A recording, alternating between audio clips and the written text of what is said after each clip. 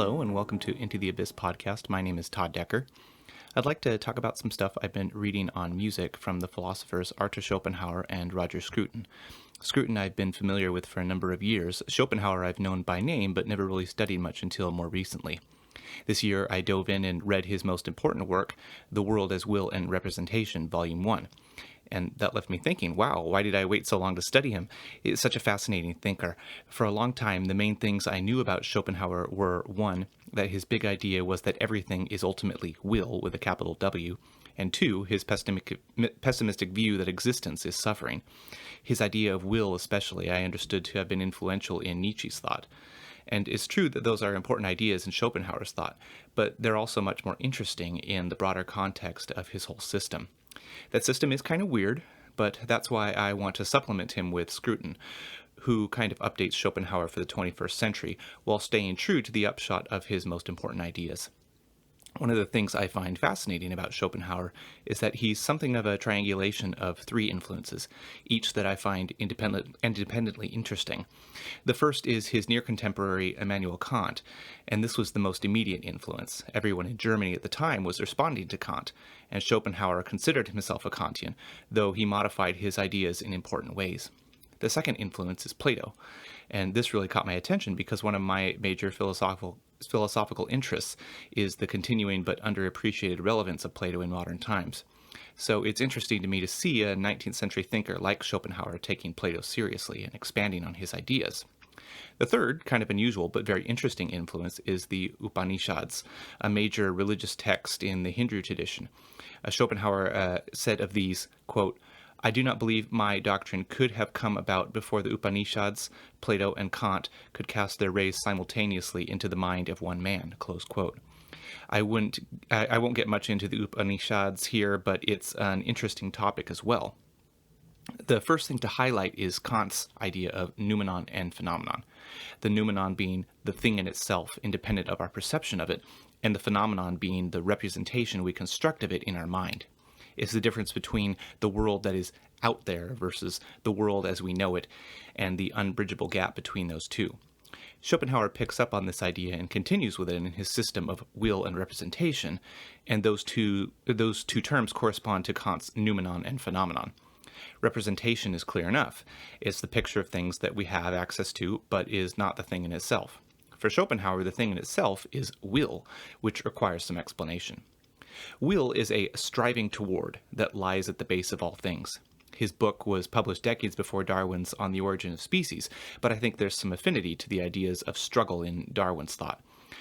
That striving is a fundamental driver behind all things, and for Schopenhauer this applies even beyond just the organic domain.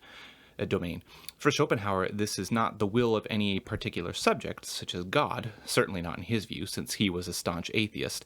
So this is will abstracted from any willing subject.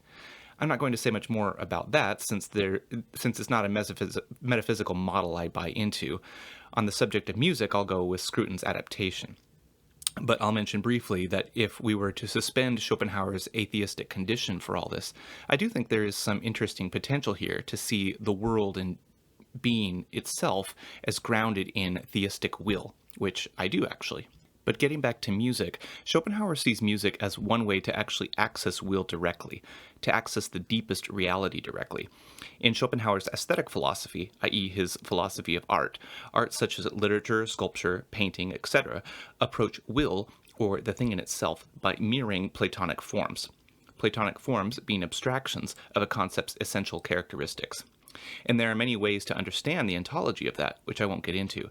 But suffice it to say for the moment that both Plato and Schopenhauer understand there to be these entities, these forms, that transcend the physical universe, that subsist outside space and time. For Plato, individual instances of physical entities are approximations of ideal, perfect forms. For Schopenhauer, great art is a production of innate genius by which an artist accesses these pure ideal forms and captures something of this transcendence in the work of art. And in Schopenhauer's view, all arts, but music, mediate the will through the Platonic forms. Music, however, is highly privileged in Schopenhauer's thought. Music is actually able to bypass even the Platonic forms and channel will directly. This is necessarily non-propositional, since will is not something that we can access directly through representation, which any propositional description would amount to. Schopenhauer's thought was very influential on the great composer Richard Wagner and on the philosopher Friedrich Nietzsche, who was also a talented musician. Wagner and Nietzsche were actually close friends for a time and were mutual admirers of Schopenhauer. But from here, I'd actually like to move on from Schopenhauer to Scruton, who I think gives a more intelligible account for some of these ideas, perhaps somewhat similar in effect to Schopenhauer's, but less loaded with the particular 19th century German notions that are a little less relatable these days. Scruton reinterprets Schopenhauer's will as what he calls overreaching intentionality. Intentionality is a concept he's grabbing from phenomenology, particularly in the thought of Edmund Husserl. The basic idea of intentionality is that our thoughts are always about something or directed towards something. This directedness of thought or intention of thought towards something is intentionality. There are no bald, freestanding thoughts.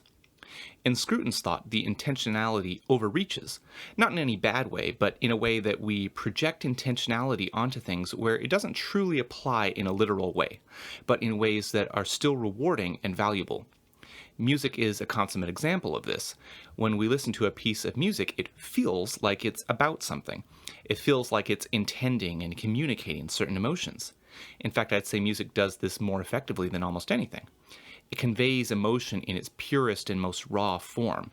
Yet it's hard, maybe impossible, to see any way to analyze how this kind of meaning could be conveyed. We don't have in music the kind of linguistic analysis of signs and signifiers to the things signified like we have with language. And we can think of this in terms of Schopenhauer's idea that music bypasses all these mediating channels, even analyzability, and gets to things themselves directly. In Scruton's thought, music operates on its own kind of logic, in its own kind of musical space, which has very different sorts of rules than physical space. We might think of this as a kind of abstract mathematical space, but not so rigorously defined. The rules of musical space are particular to music itself. Here's a passage from Scruton's The Soul of the World. Quote, "Music is a perceived resolution of the conflict between freedom and necessity, made available in a space of its own." You can see this very plainly if you ask yourself just what it is that moves when music moves. The melody of the Beethoven began on a C and moved up to E flat. But what moved? Not C, which is stuck forever at C, nor did anything release itself from that C and travel to E flat. There is no musical ectoplasm that travels across the void between the semitones. If you go on pushing questions like those, you will soon come to the conclusion that there is something contradictory in the idea that a note can move along the pitched spectrum. No note can be identified independently of the place that it occupies, which makes it seem as though the idea of a place is in some ways illegitimate. In all kinds of ways, musical space defies our ordinary understanding of movement. Nothing literally moves in musical space, but that in some way the idea of space cannot be eliminated from our experience of music." Close quote.